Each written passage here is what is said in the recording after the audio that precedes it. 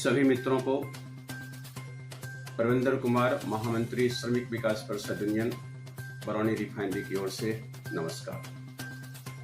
साथियों, आज के श्रमिक संवाद में एक विशेष अवसर पर आप लोगों के बीच मुखातिब हुए हैं। जैसा कि आपको मालूम है कि बरौनी रिफाइनरी की वामपंथी संगठन बरौनी तेल शोधक मजदूर यूनियन ने 28 एवं 29 मार्च 2022 को 2 दिवसीय राजनीति से प्रेरित हड़ताल संबंधी सूचना बरौनी रिफाइनरी प्रबंधन को दी। इसकी सूचना मिलते ही बरौनी रिफाइनरी कर्मियों के अंदर एक आक्रोश और रोष व्याप्त है। कई कर्मियों ने परिषद कार्यालय में आकर के इस संदर्भ में राजनीति से प्रेरित हड़ताल का विरोध करने का आग्रह किया है और उसी संदर्भ में श्रमिक विकास परिषद कार्यकारिणी समिति की 21/3/2022 को हमने बैठक बुलाई और बैठक में यह सर्वसम्मत प्रस्ताव पारित किया गया कि ये जो हड़ताल वामपंथी संगठनों ने बुलाया है वह पूर्णतः राजनीति से प्रेरित है। उसका IOCL के विकास, बरौनी रिफाइनरी के विकास, कर्मचारियों के हित से कोई वास्ता नहीं। तो इस तरह प्रतिवर्ष हड़ताल को एक पर्व के रूप में बनाने की जो प्रथा है उस पर अविलंब विराम लगनी चाहिए और श्रमिक विकास परिषद और उसके कार्यकर्ताओं को इसका डटकर मुकाबला करना चाहिए। हमने अपने कार्य समिति में पारित प्रस्ताव के बाद प्रबंधन को यह सूचना दी है कि जो 11 सूत्री मांगे बरौनी तेल शोधक मजदूर यूनियन ने की है उसमें अधिकांश मांगे केंद्र सरकार के विरोध में है। केंद्र सरकार की नीतियों के खिलाफ में बरौनी रिफाइनरी में कार्यरत कर्मचारियों को इस तरह से राजनीतिक हड़ताल में झोंकना बिल्कुल गलत है।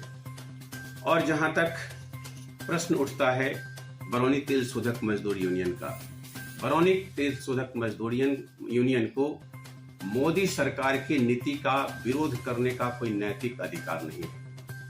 यहाँ जब BTMU को जवाबदेही यहाँ के कर्मचारियों ने सौंपी, करने का कोई नैतिक अधिकार नहीं है। यहाँ जब BTMU को जवाबदेही यहाँ के कर्मचारियों ने सौंपी, उस BTMU के अंदर आप एक एक चीजों को देख लीजिए। LTS जैसे महत्वपूर्ण समझौते पर यह मौन रहा। प्रबंधन के ऊपर किसी प्रकार का कोई दबाव नहीं पड़ा और जो कर्मचारियों का वेतन समझौता हुआ वह इतिहास का सबसे काला वेतन समझौता था। विवश थी यह संगठन विरोध करने में, ना तो यह स्थानीय स्तर पर विरोध कर पाई और न ही जो बरौनी रिफाइनरी का स्वर्णिम इतिहास रहा कि हम IOCL लेवल पर जाकर के लीड करते थे, उसका विरोध करते थे, लेकिन यह संगठन पूर्णतः वहां भी विफल रही। आउटसोर्सिंग जो परमानेंट जॉब है वह चरम पर है। वहां के कर्मचारियों के हित की रक्षा करने में यह पूर्णतः विफल है। आप मेंटेनेंस का हाल देख लीजिए, चाहे मैकेनिकल हो, इलेक्ट्रिकल हो, इंस्ट्रूमेंटेशन हो, सारे डिपार्टमेंट के लोग बैठे हुए हैं, उनको काम नहीं है और BTMU वहां मुक्त दर्शक बैठे हुए। इस पर इसका कोई आज तक कोई भूमिका नजर नहीं आई। टाइम ऑफिस का आपने देखा, मैन पावर भी गया। TPS में आप देखिएगा प्रतिदिन प्रबंधन क्या दबाव बनाएगी, BTMU ही दबाव बना रही है कि जो हमारा TPS थर्मल पावर स्टेशन है उसके मैन पावर को काट दिया जाए। फायर एंड सेफ्टी में आप देख रहे हैं कि पूर्णतः आउटसोर्सिंग है, हमारे लोगों को वहां पर काम नहीं मिल रहा है। जहां तक जो भी हमारे कर्मचारी जो मजदूर परमानेंट नेचर के जॉब में लगे हैं उन्हें समान कार्य का समान वेतन नहीं दिया जा रहा है। श्रमिक विकास परिषद ने इसकी आवाज उठाई है और डिप्टी CLC के यहाँ ये हमारा मैटर पेंडिंग है। टाइम ऑफिस, मैन पावर बिका, सिर्फ यहाँ के चंद BTMU के स्वार्थ के लोगों ने अपने OT के खातिर टाइम ऑफिस को बेच दिया। OMS का आप हाल देख रहे हैं कि 2-3 लोग गिद्ध दृष्टि वहां पर जमाए हुए हैं। वहां पर जॉब डन का खेल वेल, OT का मैनिपुलेशन चल रहा है। तो चंद स्वार्थी लोगों का संगठन BTMU रह गया है और BTMU को आप कहेंगे तो BTMU पूर्णतः आउटसोर्स हो चुका है। उसका नेतृत्व ही आउटसोर्स हो चुका है। सभी लोग खाने कमाने में लगे हुए हैं, इसलिए कर्मचारियों के हित के संदर्भ में किसी प्रकार की कोई आवाज उठती नजर नहीं आ रही। आपने देखा कि PLI PIS जो आपका इंसेंटिव का मामला है, फॉर्मूला मिल गया, आज तक फॉर्मूला सामने नहीं आया। 6 साल से BTMO फॉर्मूला ढूंढ रही है, इसको फॉर्मूला का आज तक ज्ञान नहीं हो पाया। तो कर्मचारियों की स्थिति हॉस्पिटल में, आप यह कभी आपने सुना होगा, चिकित्सा से जुड़ा मसला है, किसी को अगर रेफर किया जाता है अन्य अस्पतालों में, बाहर में दिल्ली भेजा जाता है, तो क्या उसका अप्रूवल ED के द्वारा होगा? डॉक्टर स्वास्थ्य के संबंध में जानकारी उनको है, वो कब भेजेंगे उनको निर्णय लेना है, लेकिन यहाँ पर ED के अप्रूवल के बाद इस संदर्भ में BTMU ने कभी भी आवाज नहीं उठाई और आज तक सफलता नहीं मिली। कर्मचारियों का प्रमोशन बद से बदतर स्थिति में चला गया।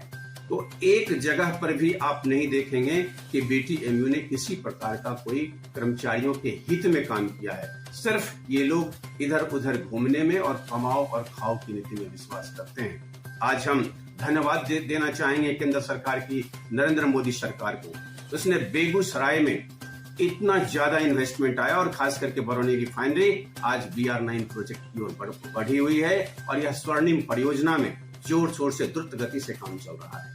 यहाँ तक कि पहली बार पेट्रोकेमिकल्स यूनिट की स्थापना यहाँ पर की जा रही है। तो जिस सरकार के प्रति हमें धन्यवाद देना चाहिए, जिस सरकार को हमें आभार व्यक्त करना चाहिए, और उस सरकार को अस्थिर करने के लिए, उस रिफाइनरी को अस्थिर करने के लिए तरह तरह के हथकंडे BTMU अपना रही है, जिसका श्रमिक विकास परिषद विरोध कर रही है। हम ऐसे लोगों का विरोध करते हैं जो विकास के नाम पर, यहाँ पर कर्मचारियों के नाम पर सिर्फ राजनीति करते हैं और राजनीति से प्रेरित हड़ताल की घोषणा करते हैं, तो श्रमिक विकास परिषद उसका विरोध करती है।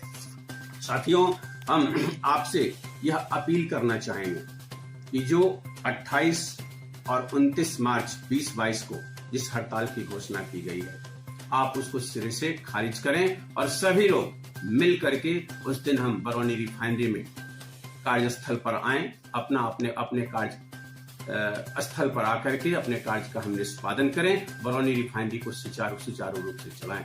हम तमाम राष्ट्रभक्त कर्मचारियों से पुनः निवेदन करना चाहते हैं कि ऐसे किसी भी प्रकार के हड़ताल में आप शामिल न हो जो राजनीति से प्रेरित हो और बरौनी रिफाइनरी को अस्थिर करने का प्रयास किया जा रहा हो। आप तमाम मित्रों को पुनः निवेदन हम करना चाहते हैं कि इस हड़ताल का विरोध करें। समुचित सुरक्षा व्यवस्था आपके लिए की जाएगी। किसी प्रकार का व्यवधान कोई भी आपके रास्ते में नहीं आएगा, ये श्रमिक विकास परिषद सुनिश्चित करेगी। हमने प्रबंधन से बात की है, हम जिला प्रशासन से इस संदर्भ में भी संपर्क कर रहे हैं कि यहाँ पर जो भी इस तरह का बरौनी रिफाइनरी को अस्थिर करने का जो प्रयास किया जा रहा है उसको सिरे से खारिज किया जाए और हम लोग मिलकर दोनों दिन बरौनी रिफाइनरी को हाई थ्रूपुट पर आगे ले जाएंगे, चलाएंगे।